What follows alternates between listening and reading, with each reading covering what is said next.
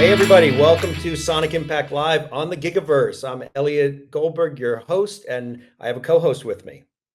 And I'm Olive Goldberg, your co host and daughter. And we are so excited to be here today and have such an incredible guest we're so excited about. Welcome to Sonic Impact Live in the Gigaverse. Yeah, do we look alike? I don't know if people seeing us for the first time, there's a little resemblance, but I'm a People little think older. I look a lot like you. I get it. I get it a lot.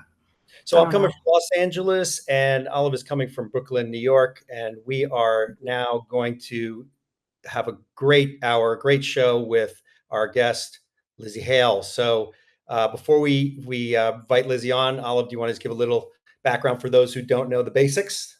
Yeah, I would be honored. Lzzy Hale is such an impressive artist. She is a Grammy Award winning lead singer of the band Halestorm. They've been together for over 20 years. She formed it with her brother and won the Grammy Award for Best Hard Rock and Metal Performance for the song Love Bites, So Do I. And she recently played the Ozzy Osbourne Black Sabbath tribute show. She has a very interesting life story and career, and we are so excited to have on the incredible Lzzy Hale. Welcome to the stage.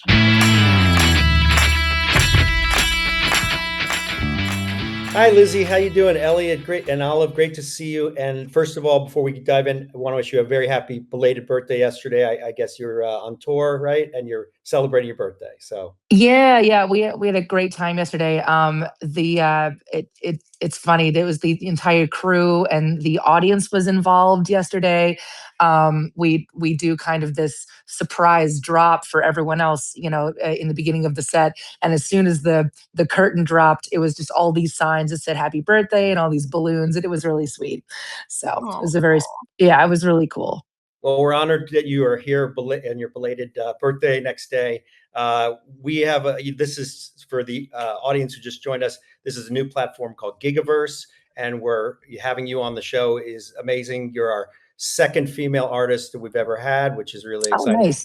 for Olive especially, and for me as well. So your fans are here. We're going to have the chance to ask some questions in a little bit, but we want to dive in to your life, your career, and I think the first thing I'd have to start with is Ozzy, because it's so important to who you are and such an incredible thing that happened. So I'll just quickly set it up. Ozzy Osbourne, as we all know, passed away recently, but before he did this final concert, Black Sabbath, with all these great artists, and you were the only female artist on the show, which is such an incredible honor. So a little bit about Ozzy for you and his influence on you. And a lot of people don't know your name spelled is based on Ozzy, right?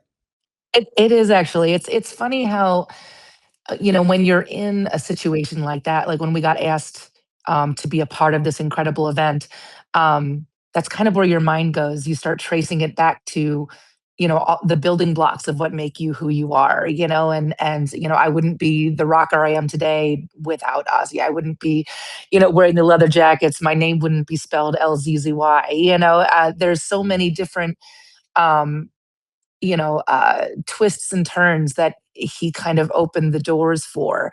And I grew up as a teenager in the '90s. I watched the Osbourne. I watched him become a household name, and it's just it was such an incredible thing to be a part of. We got to the day, well, I guess I should start the beginning when we were actually asked to be a part of it. We didn't really, they were being very vague about what it was about. And so, like, oh, we're doing this Black Sabbath show. Do you want to be a part of it? Like, absolutely. This is amazing. And then they announced it, and we got like, all of the information as to what this actually was. And like, oh my God, this is the absolute metal event of the year. And this is our chance to celebrate, Ozzy Osbourne and celebrate Black Sabbath and ultimately say goodbye because he was retiring. And I mean, this was an unfathomable dream that, you couldn't even put on your bucket list because it was too like impossible to imagine to even put down. So the build up and the build up, and then all of a sudden we get there to the show in Birmingham, and we're there the day before for rehearsals, and and we're hearing Tool rehearse, with no production is just amazing. And all these walks of life are just hanging about. And, there's Steven Tyler and there's, Axl Rose is hanging out and there's, Tom Morello is, basically, herding cats, making sure that everybody's getting on and off on time. And everybody had that same childlike wonder. Everybody was just so happy to be there and happy to be a part of it. There was no egos involved. I don't think we'll ever experience anything quite like that. And then, you get to the show and it's this mix of emotions because you know, you're so happy to be there and you're so ready and then you're so nervous and then you're also kind just emotional about it because of everything that these men have given you over the years. Um and then we're standing out in the audience for when Ozzy went on, and you look around and you're shoulder to shoulder with all these people that are on the same wavelength as you are as well. And you look around and everybody's crying for Mama, I'm Coming Home, and everybody's clapping because this is the time you have Ozzy Osbourne tells you to clap, you clap with Ozzy. Yes, you do. So it was just such an amazing thing to be a part of. We, yeah. Oh, that there's so much I want to ask you, so I'm just going to hit a couple things. So we only have limited time. Ozzy's influence on you as a musician, like you said, the leather jacket. But can you get a little bit into that, like musically and sort of who he was as an artist that you would name put your name sort of like Ozzy?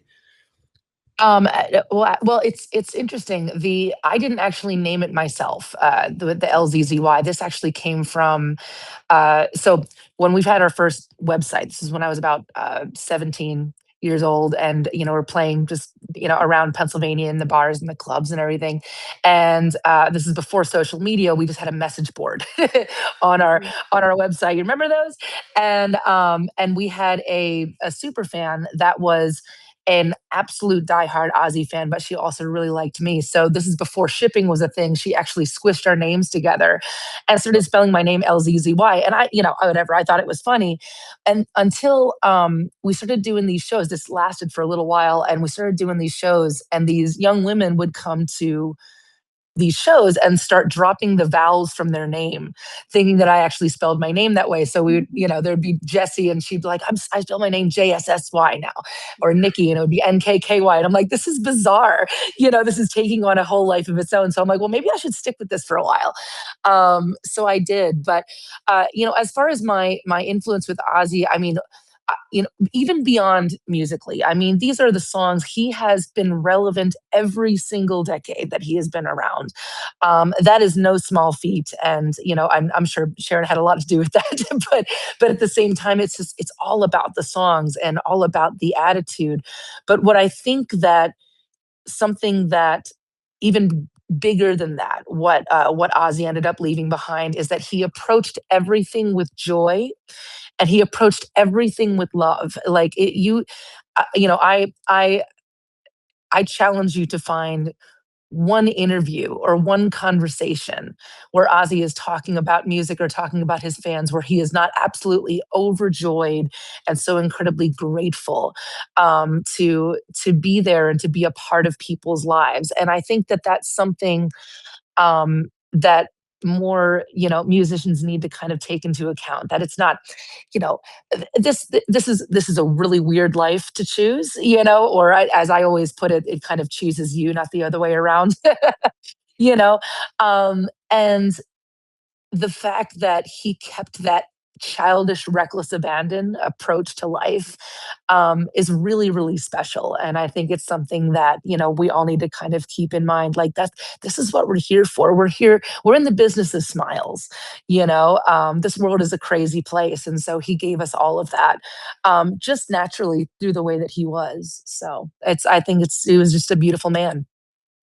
Beautifully put. Lzzy, I just want a technical thing. You were losing a little bit of your face, so if you can Oh, put gotcha. up, we hate to not see your whole. We love the bangs. Yeah, let's Great do a little bit bangs. more actually, even because we're not seeing your full. Yeah, great. Oh, perfect. That's so much better. One last question on Ozzy, and then we'll get back to the Sure. career. As the sole female artist that was invited to play this show, and being in this sea of amazing Metallica men, the everyone who came and played. What must that have felt for you as an artist who's a rarity, if you will, in the business? That must have been really like pinch yourself. Oh, absolutely. I took it as a tremendous honor because, it's there's a huge difference between the way it was when I first started and was kind of fresh on the scene. I can't. It was just a short period of time ago that I would be on any of these festivals and be the only woman there. So the fact that there's so many of us out there right now working, and that I was chosen to kind of represent at this event, it was amazing. I that came into my mind when I was on stage, at Back to the Beginning, and I'm looking out at the audience, and I'm looking at all of these women who are just like me, who love heavy metal and who love Ozzy Osbourne and who love Black Sabbath, and all of us, we grew up with our parents' music and caught the bug, and it's I don't know. It's kind of like the inspiration came full circle, whereas like these women were just so incredibly like their faces were overjoyed to see themselves reflected in someone, and that's an amazing thing. But also I was feeling the same way because I'm looking at these women, I'm thinking, oh my god, I'm not the only one. I'm not the only one here, and I'm not the only one who enjoys this music and had it catch me at such a young age. So it was just it was wonderful. It was kind of you're feeling this kind of wave of support and this energy, and I'm standing there on stage, I'm like, I'm I'm just one person here, and they're just giving it to me in full force, and just the the brightness in their faces, just faces just like lighting up, because of that. So I don't know. It's something that when we first started the band, I didn't think too much about how important that was going to be to people, and how important that was going to be in my life. But it all kind of came into fruition at that event. I just want to say this show is called Sonic Impact. It is about the artist or artists that influenced someone and led them on their journey. And this is such a full circle moment of Sonic Impact. The guy who had a huge influence, your names are sort of collide, and you get to play in a tribute with him on stage. Like, Mm. I'm getting chills just thinking about what that must have been like. So kudos to you. Congratulations. It's incredible. Thank you so much. Like I said, and it's funny because I was talking to Adam from Tool about this as well. It's like, we were talking about the bucket list thing, and he's like, yeah, it's kind of like there's like an invisible secret section of our bucket list that somebody else like puts these things on, and we didn't even think it existed, and then all of a sudden it's like, wham, we're here. It was just that was an amazing thing to see too, where it's like all of these people, these rock gods that we're all walking among them, at that event, and everyone's like, can you believe it? We're here. It's like we were all kind of on the same level. It was really wild. Mm. That's amazing. I feel like I always think about that in the context of like how your younger self would feel if someone could go and tell you like where you're going to end up. And so I think that's a great transition. We love to like kind of start from the beginning and talk about the influences in your life that got you here. So I'd love to go back to where it all started. I know you grew up on a farm somewhere. So how do you go from that sort of lifestyle to this like badass rocker that you've become? I mean, that's a It's loaded question, but let's just start with Yeah, like it's what it was like growing up in this environment.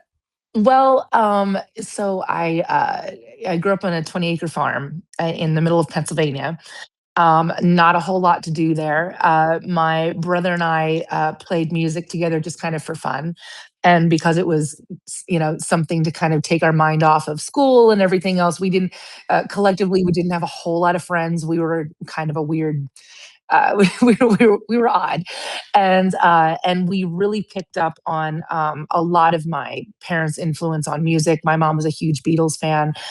My dad was into 70s and 80s heavy metal. So I remember early on being like 11 years old and going to a sleepover, and I brought Alice Cooper's Love It to Death. I brought Ronnie James Dio's Holy Diver, that CD. And it was just like, yeah, and this was in the 90s. I was like, this was like 96. And so, yeah, those girls were like, Alice Cooper, who is she? And like nobody has any idea. And I was always like really naive with my approach to music and my approach to the world. I had no idea for a long period of time, that this was a weird thing for me to do, and this wasn't something that normal that girls really approach, Right. or stereotypically, I suppose. And so I didn't have a whole lot of girlfriends growing up, and there's a reason there's only one girl in Hailstorm is because I would hang out with the guys all the time, and I would I found my tribe in that, and these boys that loved the same kind of music that I did. But yeah, like my brother and I, he was kind of our ride or die. And then years later, we had a couple kids in the band, and it was a lot of like, oh, this is too hard, or my mom won't let me be in the band anymore, kind of thing. Just like a lot of that juvenile stuff when you're first starting and when you're young. And then, as soon as we found Joe and Josh, it was like everything clicked. They're like, wait, you want to do this for real too? Like, yeah, let's see how far we can take this. That was always kind of the plan. Like, what's next? What's next? And from there, it just kind of it snowballed into this, amazing life project. And we did something like 1,500 shows before we even got signed to Atlantic, and that was kind of one of those things where like it took them a long time courting before they popped the question. And then out in 2005, we went out on tour instead of going into the studio right away, and then finally made our first album on Atlantic. And we started recording that in 2007 and didn't release that until 2009. So it's been kind of this slow burn. Our career has, but I've always been really grateful for that because it seems like with every step, it's kind of like we're the little engine that could, and just keep moving and keep putting one foot in front of the other. Um, and we're kind of grateful that we're just kind of this flash in the pan, like all of a sudden, like, oh, cool, this is trending now, and then it's over. So we've really had time to kind of do what we want and develop our relationship with each other and with the music that we love. Oh, I love that. Did it start as like a hobby and then you were like, this is something, or did you early on know that this is what you were going to commit to? You were never going to work in an office and you're going to be a rock star. It was kind of an overnight thing, and this came from the first show we ever played as Halestorm, and it was just my brother and I at the time. This is '97, and I wasn't even on guitar at the time. I was on I was on keyboard, and then I went to keytar because that was my gateway drug from keyboard to guitar. You don't But see it was very cars a lot anymore. yeah, Those were cool '80s deals. I have two of them, and I keep threatening to bring one of them out for a tour. So you may see that sooner or later, because I'm starting to wear the guys down with that. I won't even tell them. I'll just bring it out and just be like, woo. But so we had our first show like outside of our parents' living room or playing for family, and we weren't even really planning on starting a band. It was just my little brother being kind of annoying in the back seat of the family van. It's like, I was like, I've always been like really nervous. I call myself a reformed introvert. I've never been like, yeah, I'm going to take over the world. It's only when I'm on stage that I feel that way. It's like I still get nerves. It's still kind of like this kind of what I call a beautiful panic. So if you can imagine our first show ever, I'm like freaking out. I'm trying to like make sure that I'm remembering the song we're going to play. We had written an original song for this, and we were playing the Schuylkill County Fair on August 9th, '97. Anyway, we're going to the show, and little bro RJ's like, well, we need a band name. And I'm like, bro, a band is four people. We got the Stones, we got the Beatles. Like, we're not a band yet. Like, don't worry about it for today. And he wouldn't shut up about it. So I'm like, okay, fine. What do you want to call it? Just basically like leave me alone. And he's like, well, what about this and that? And then he said, well, what about Hailstorm? It's our last name. And, that's kind of obvious. And so like, okay, that'll work for today. And so, we had this show, and we played this original song called Love is Power. It had a drum solo in the middle of it. And after the gig, we were just shaking with excitement. And I just remember talking to little bro, I'm like, do you think you want to do this again? Like, I think we could do this for real. This is like, I don't want to do anything else. And so literally that night we're at the dinner table and just manifesting plans. Like, how do we do this? How do we get on the front page of the paper? How do we play at the local clubs and bars? How do we do this? So, we stayed up like all night, just, manifesting our destiny, and literally have not looked back since. So I just remember it being this kind of something clicked in our brains, and we just decided then and there that we're not going to do anything else. Yeah, I feel like that is such a beautiful example of what you said earlier about how it chooses you. Like, you were in that moment, like the music chose you, and you knew that that was what you were going to do. And you were so young at the time. You touched on your parents a little bit, but especially given that this is something I do with my dad, I mean, obviously the influence of family is huge in your life. And I'd love to hear more about like the influence of your dad musically as a support. Were they supportive of you when you decided this is what you wanted to pursue? And yeah, talk more about And that. then, Oh, and I absolutely. that you played bass in your first band. I just Yes. would love if your dad had continued with you and been your bass player. That would be very unique. Yes, I know. Poor dad. That was like for a white hot summer or two, and you know how when you're a teenager, you're like, "This is so cool. We get to do this with dad," and then all of a sudden, like it's like weirdly after a couple months, we're like, "Okay, this isn't cool. We have to find people our own age." So we had to sit my dad down and be like, "Dad, we're gonna look for people our own age," You're out and of the band, and Dad. he was You super wanted bummed. He was super bummed. He's like, "Well." And he was kind of naive about it too, because he's like, well, I still get to come to the shows with you, right? I'm like, well, Dad, neither one of us can drive. Like, we have to have somebody take us to the show, you know. So it was, devastation, but devastation. we kept him on for many years. Like even after we were signed, he was like our first roadie, and we took him out on the road for our first tours and stuff like that. Until my poor parents, it got to be too much for them. But now they're just mom and dad, and they're very content being that. But yeah, it's my dad was always a huge supporter. So was my mom, and I remember there were so many times that I would be, trying to find my people or find my friends, and I'd come home and be like bummed because nobody understands what I'm trying to do. And I was quite obsessed with this band and doing my thing. And we were still in middle school at the time, and I'd get literal interventions after school, like, from my teachers being like, "Are you sure you want to do this? This seems like a bad idea." And we made like a little cassette tape, and I got called to the principal's office because, it wasn't up to, I guess, his standards, and he didn't want me selling. And I wasn't selling it, I was just giving it away. But I would come up, against these hardships in my own mind, where like just people didn't understand me. And my dad, I remember this so clearly. My dad would be like, "Well, that's a good thing."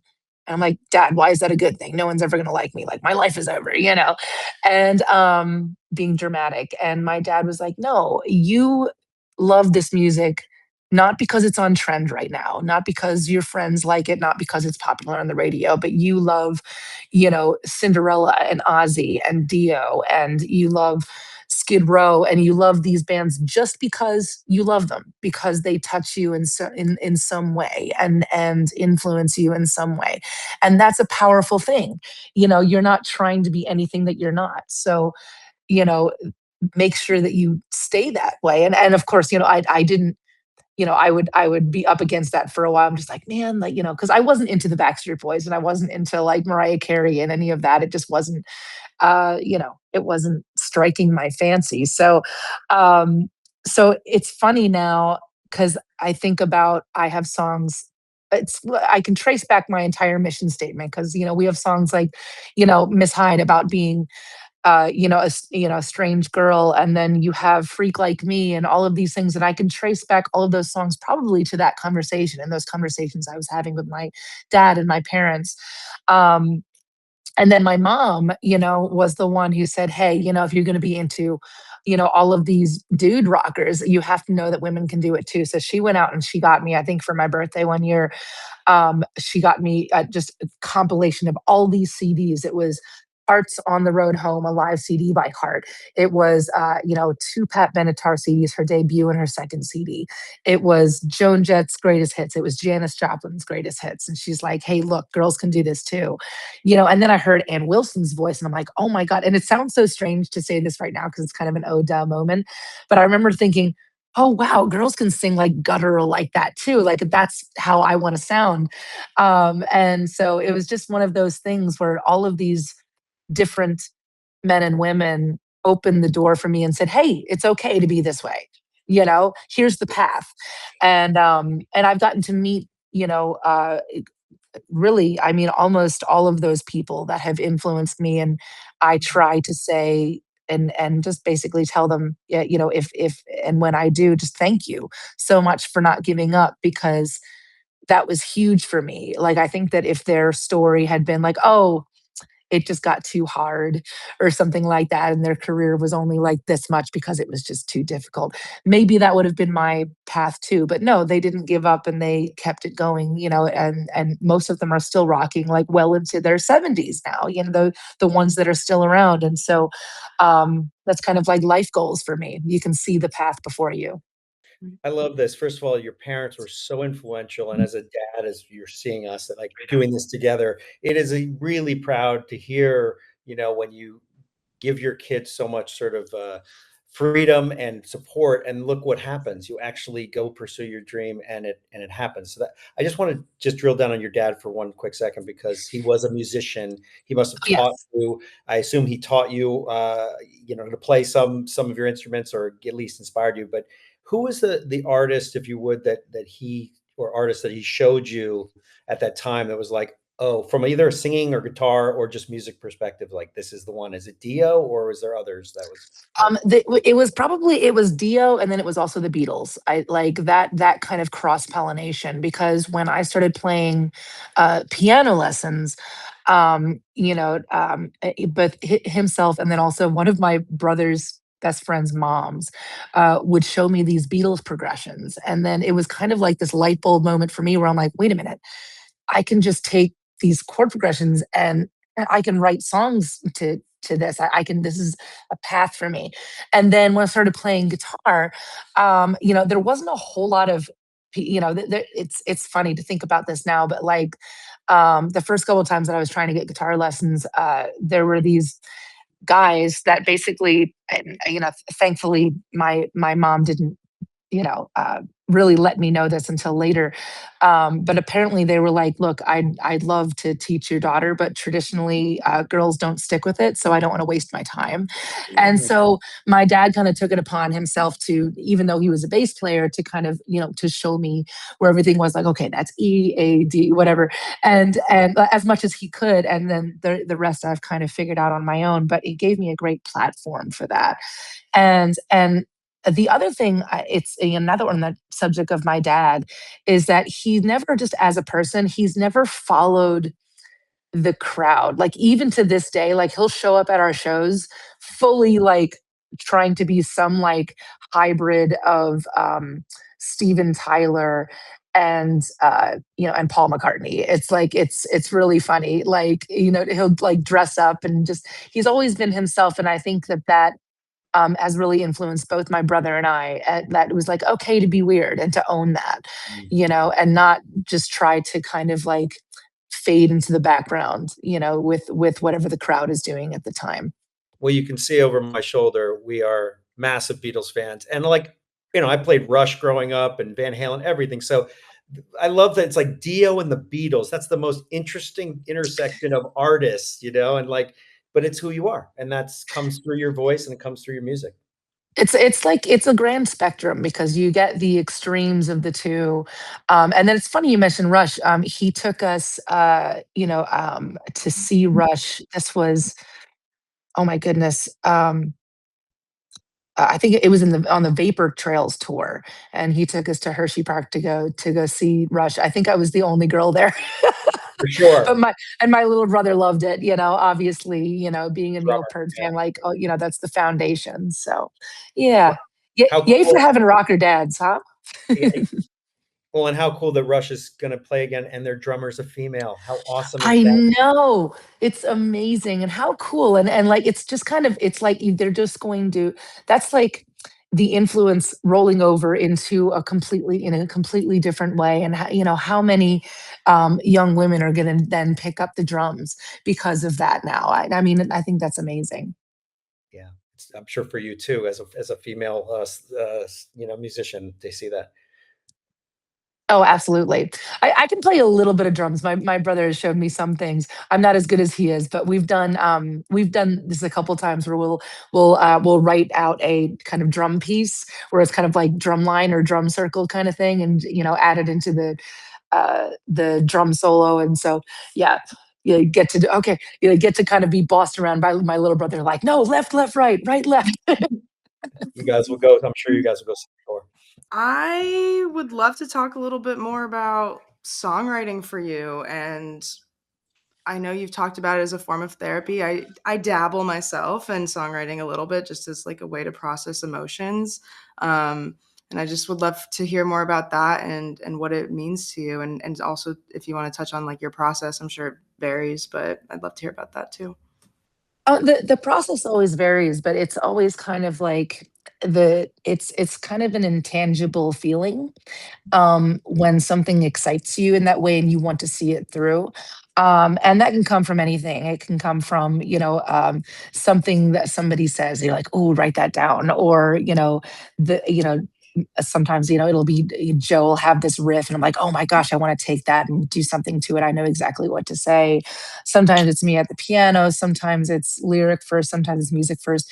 There were some songs on this new record that came from the rhythm section first. So it was like my bass player and my brother, jamming, being like, oh, that's such a great energy.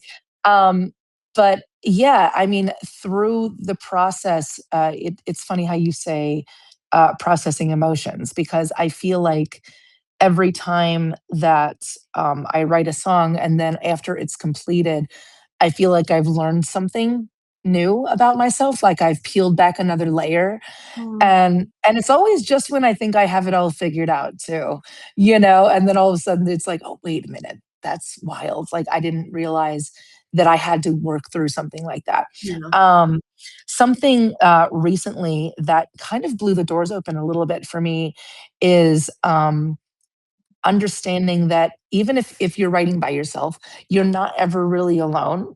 You have all of these different parts of you that are kind of co-writing the song with you. So maybe it's your inner child, maybe it's your reckless teenager that's inside of you. And it's funny. I do make fun of myself a lot because especially when I think I'm alone, sometimes there are other people that hear me doing this when I'm writing a song, but I'll talk to myself a lot, Mhm. and sometimes something will crack me up and I'll be just like, that's so dumb.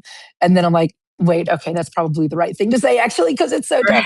Right. But like you're supposed to play first. I think about that. I try to keep my critical brain out of it, especially for the first draft or so, whereas you're there to finger paint, is kind of how I put Mm. it and how I think about it. And whereas if you're a kindergartner and you want to finger paint, you don't want to be, have like this adult like lording over you the whole time saying, oh, that could be more purple, or what is that, a unicorn, Right. or is it an elephant?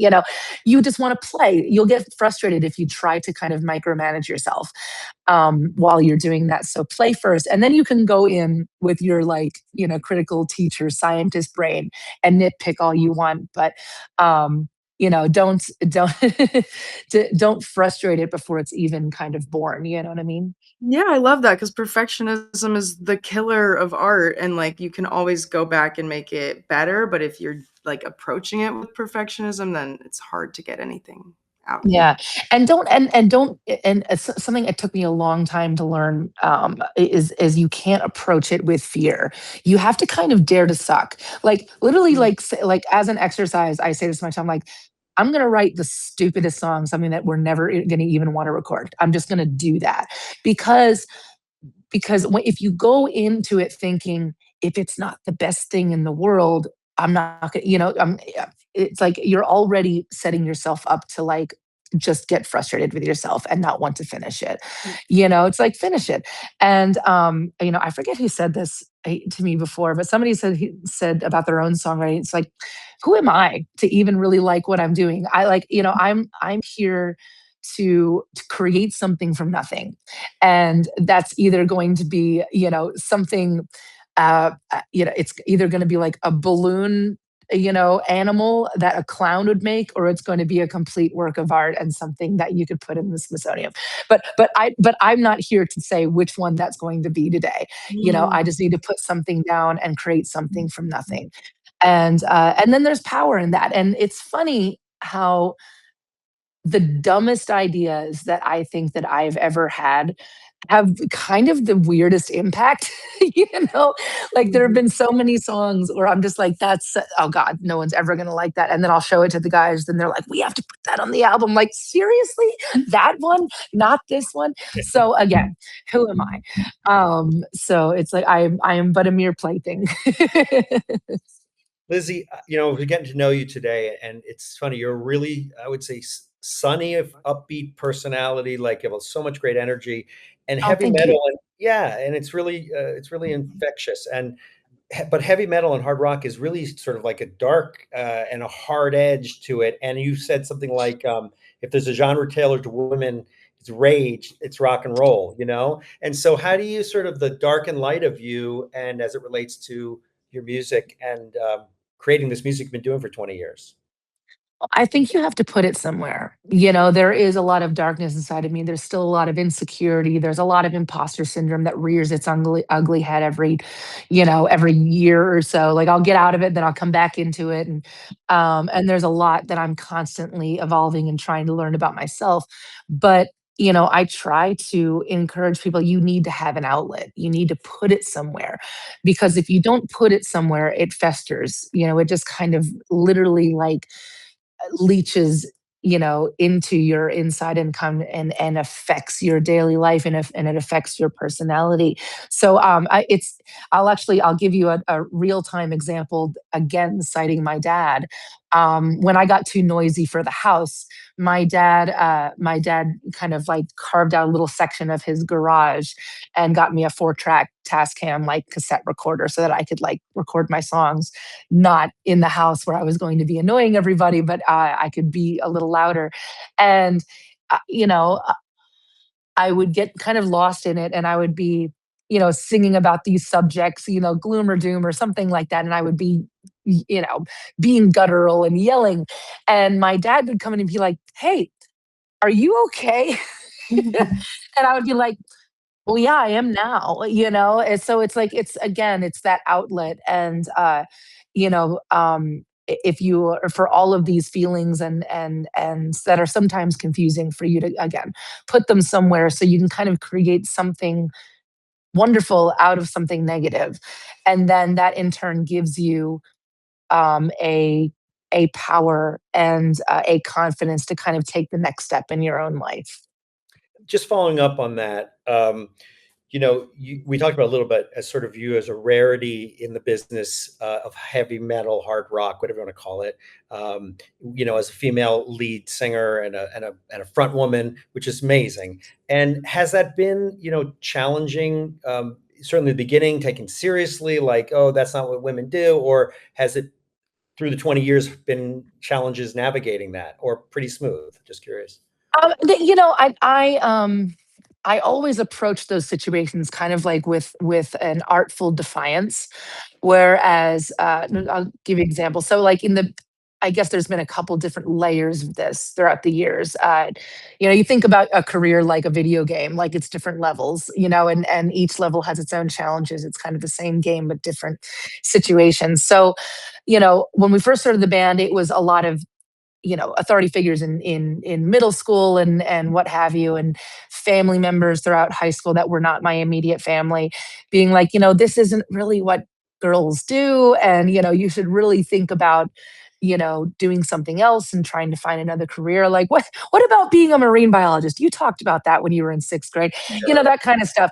Yeah. And not really understand the obsession. And then when we started playing in bars and clubs, around Pennsylvania and then regionally and on the on the East Coast, I'd be carrying in my equipment, and without fail, there would always be somebody that that said to me, "Oh, that's adorable. My girlfriend never helps me carry in my equipment," so they would just assume that I'm the girlfriend, or oh, the merch table's over there, assume that I'm the merch girl, and at that level, I was like, well, if no one's going to assume that I'm in the band, let me try to play with this. So what we started doing as kind of a trick to the show is that I would start from the audience in like a hoodie or something and just a microphone. And so they'd hear my voice first. And then, I'd approach the stage, be like, yeah, hey, it's that chick that you've been seeing set up the equipment, the whole time. I'm actually in the band. Awesome. Whatever, screw you, and then when we were shopping to labels, that was kind of a roadblock too, because we showcased for like everybody, for Epic when they were still around, and Capitol and Hollywood Records, Island, Def Jam, that kind of thing, and they would all kind of say the same thing. They're like, we think you guys are amazing, but we don't know what to do with you because girls in rock aren't really a thing right now, and so again, that artful act of defiance is like, well, that's ridiculous. I'm going to do it anyway. And then after we got signed and we were trying to get our songs on the radio, we would run into the situation where like, oh, we've already got one. Like we already have an Amy Lee.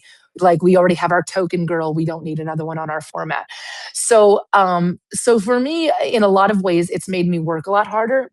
You kind of have to work twice as hard for the same kind of result. But for me, I've always, okay, I'm going to have to make a bigger noise. I'm going to have to make myself seen in a different way. It's almost kind of triggers your creativity in a different way. And it did, it's like you can either recoil and say this is dumb and this is impossible, and you can be angry about it, or you can do something about it and you can keep going. And so I kind of always made that choice because it's not going to do me any good to kind of fester in my own feelings and be like, it's not fair. Of course it's not fair. It's never fair because rock and roll shouldn't have anything to do with what's between your legs. It's a feeling. It's literally has nothing to do with gender. It's a human element. It's a human feeling thing. And so I always feel like if it was like an alien, came down from space, it's like they'd be feeling rock and roll in the same way, no matter what side they were swinging on either.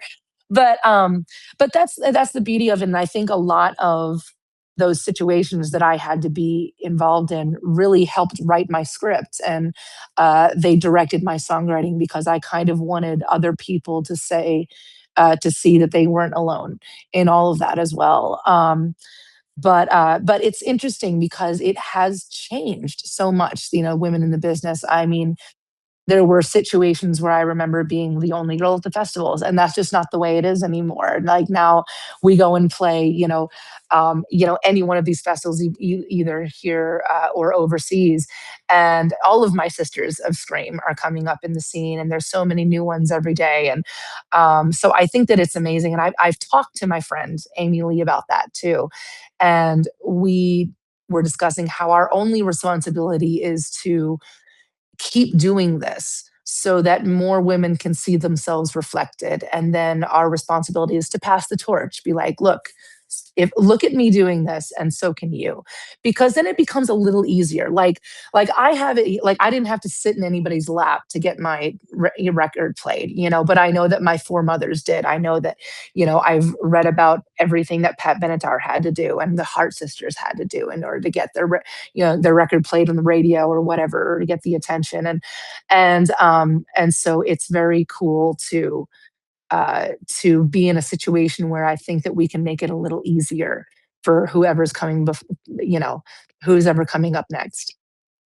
Yeah. Oh my God. That was so well said. And I really appreciate your perspectives on it. I'm like trying to enter film and TV, and I've been on set a few times, and it's just so male dominated. And I've noticed like sometimes I shrink and I feel like I need to make myself Mhm. smaller. And I'm like, no, no, no. I cannot I, let these men do that to me. when I absolutely know that feeling, and being surrounded and being like, okay, is everybody looking at me like I'm this like little sister that doesn't know what she's doing and they have to, it's like you have all of those thoughts that kind of come into your brain. And so I try to think about it sometimes like if we are all just kind of brains, it's not our body, it's what we bring to the table. And as long as I can bring my absolute best to the table, I'm going to be fine, because that's all anybody else is doing. And I bet you any money that no matter, just because they're boys doesn't mean they don't have their own insecurities, you know? Maybe So, more. maybe more. And so in a lot of ways, I think about that when I'm in those situations and being like, look, I'm not a I'm not a girl. I'm not even just a human, I'm not just a human being. It's like it's what I do and what I bring to the table and what I was born to do. And I'm good at this because if I wasn't good at this, I wouldn't be here. I would still be in Pennsylvania, probably on the farm because it didn't work out. you know. So you have to give yourself some grace. Well, I just Yeah. want to say quickly that you're groundbreaking here because we have only had one female artist on so far on the show, and you're the second. And so it was a really big deal I know, for Olive and for I've been me as pushing well. for it for years. I'm like, where are my girls? Got to get them on. Oh, that's awesome. I'm so glad. Well, I'm so grateful that you asked me to be a part of it. We're so grateful that you're here. And that I think is a good segue into one more fan question. We have one in the chat I'm going to read instead of inviting someone on this Okay. time.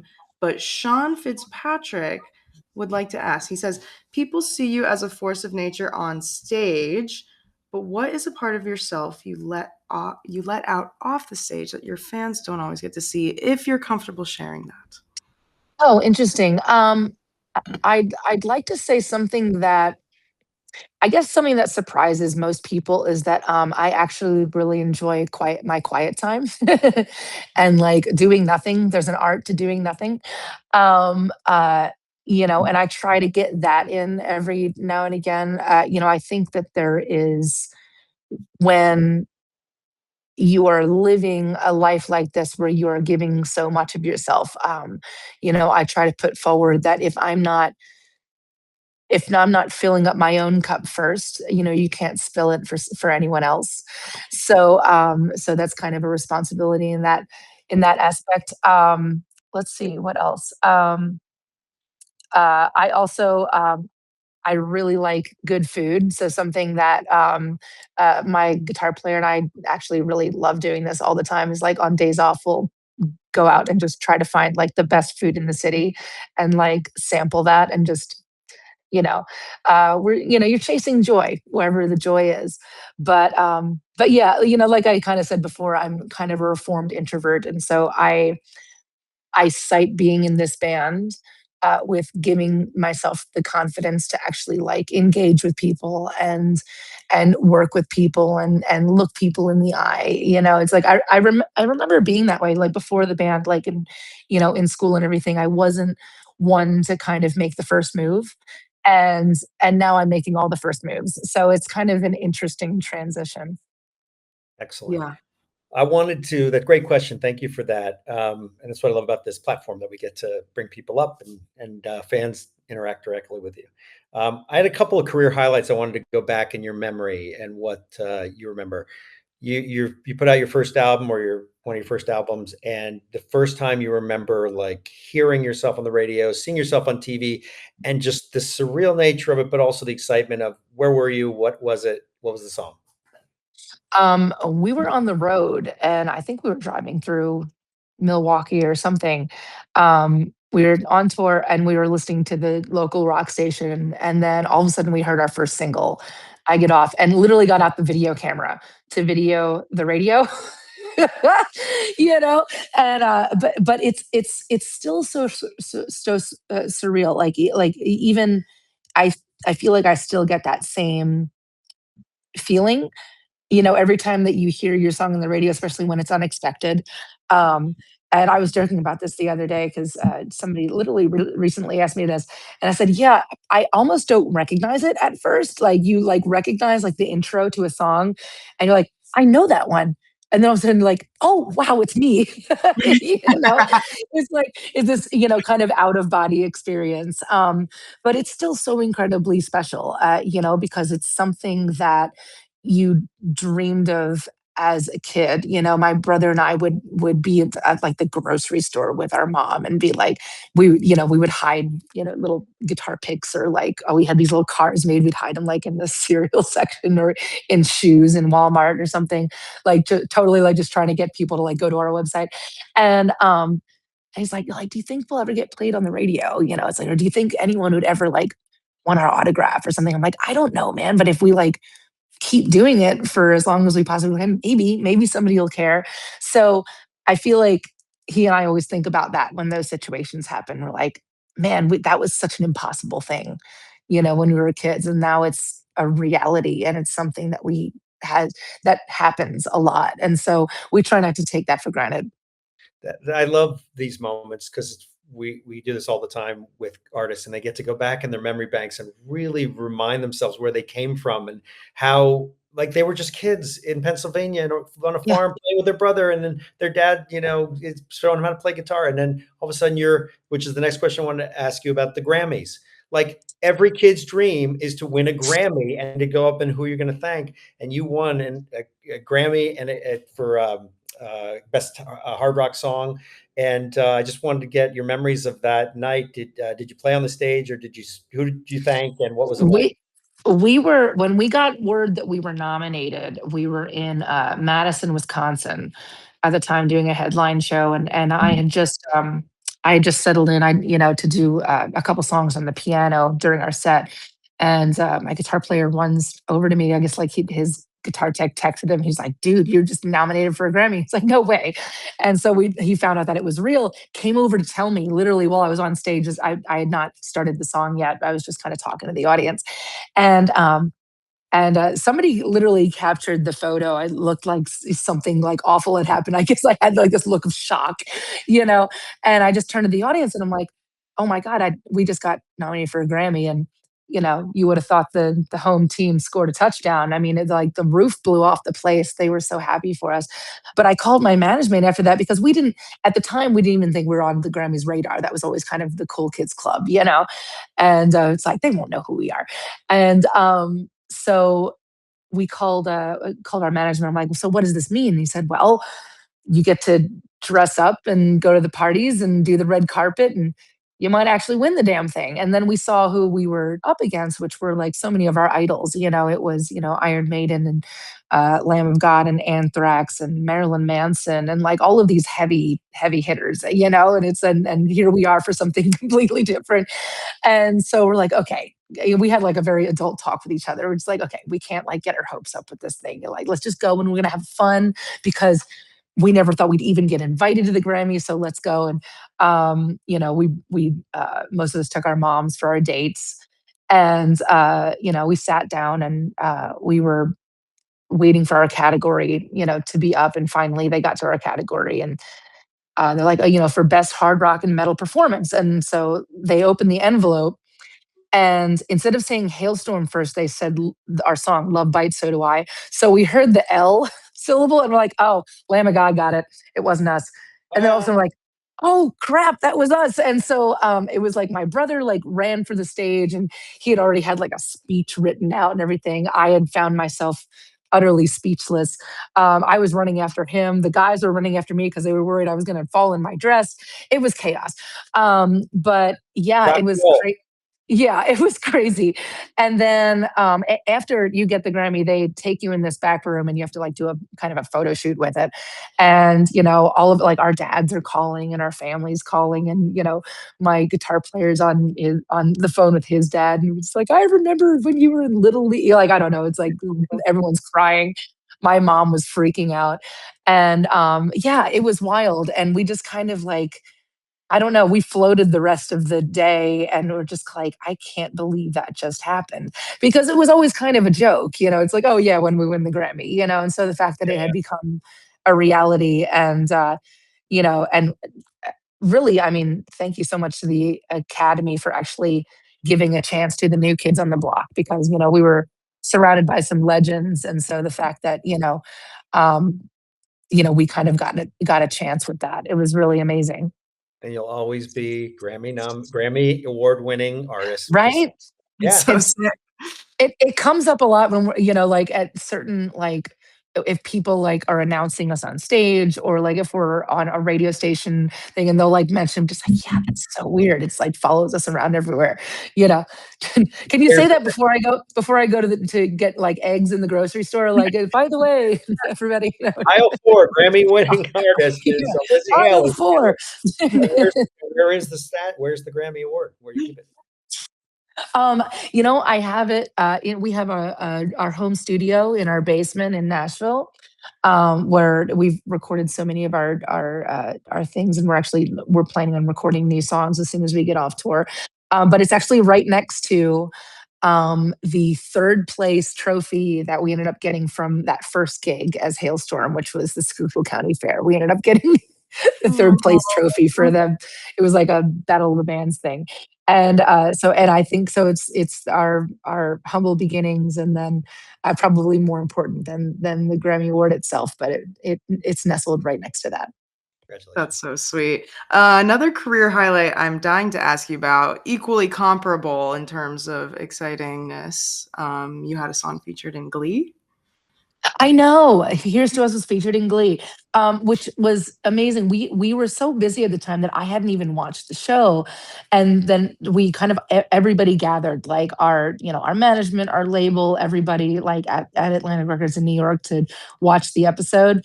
And I was getting the blow by blow by my A&R guys. There were two daughters. I think they were like 11 and 16 at the time. And they were like, okay, so that guy used to date her, but they don't like each other anymore, and he hates her and she doesn't like her, all this stuff, like all the drama. It was funny. And what a wonderful thing to be a part of. And and to this day, like we still get so many people that show up at our shows be like, I was introduced to you from Glee, like I loved the song and I had to look up who did it. So yeah, what a wonderful thing. Yeah, I mean, I learned so much of my music growing up watching that show, so it's pretty cool. I'm sure you have Yeah, it's kind of a lot of legendary. Well, and cool that, a hard rock band that they, had the Glee singers do. It's like a very cool thing that have your music played and sort of to meet your broad audience, obviously. Yeah. Oh, absolutely. It's if it's we're of the belief is that if it's good, it's good. We've never tried to put ourselves into a box. Obviously, rock and roll has our heart, but yeah, if the theater kids want to take want to take on anything, I love that so much. Yeah, I love a collaboration of worlds. Let's do one more audience question if we Yeah. wanna bring, our friend Bhargav onto the stage, Hey, and Hi, Lexi. Lexi. you're muted, Lex. There you go. Hi. Hi, Hi. How you Oh, doing? we are doing great. We're at this beach house and we're just hanging. And I have a question for you because I'm a guitar player Oh, and awesome. I really like your guys' riff ideas. Oh, thank you. So, who came up with the riff idea for Love Bites? Actually, I really like that riff. That was Joe actually, and well, I guess it was kind of a combination of the two because I had actually started it based on a vocal riff of mine, and then he kind of took it and made it his own. But it's so awesome, and it's literally every time we play it live, the audience goes absolutely nuts. We actually had 2 nights ago we had a mosh pit start for the beginning of Love Bites, so yeah, it still has an impact. But I'll have to tell him that for you.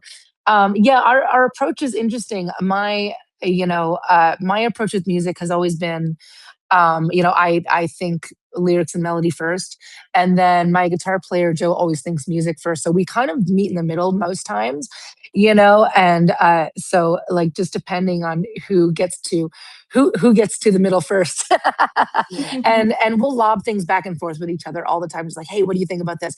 Oh, that's great. What if you add a little this to Yeah. that, or like, what if we change the chord slightly? And yeah, and vice versa. So yeah, we're kind of a team with that. Yeah, because you play guitar too. What's your influence in guitar like playing? Because I hear your parts when you play in your record, the riffs and stuff that you Oh, do. thank you.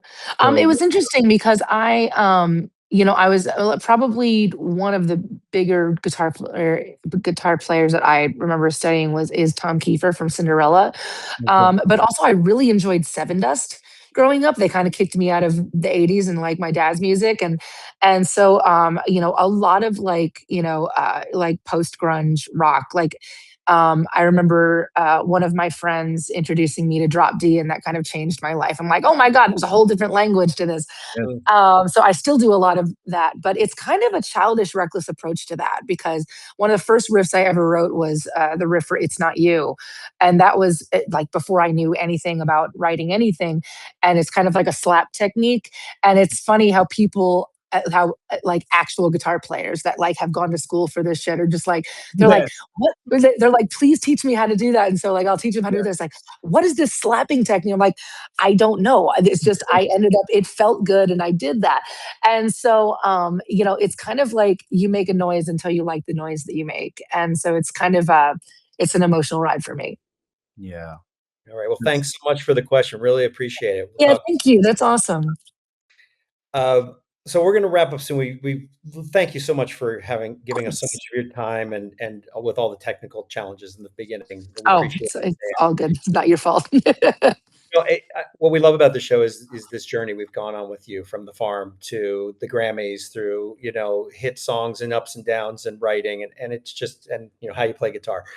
And as you sit back and now think about everything sort of that trip, that road trip that you've been on, how do you sort of look at your life as I was at the farm growing up, you know, just a kid who wanted to play some music and heard these hard rock songs. And then you actually, for the last 20 years, have had that longevity and written, you know, hit songs and have huge fan base. And it's got to just be so sort of like surreal and proud of what you've been able to do.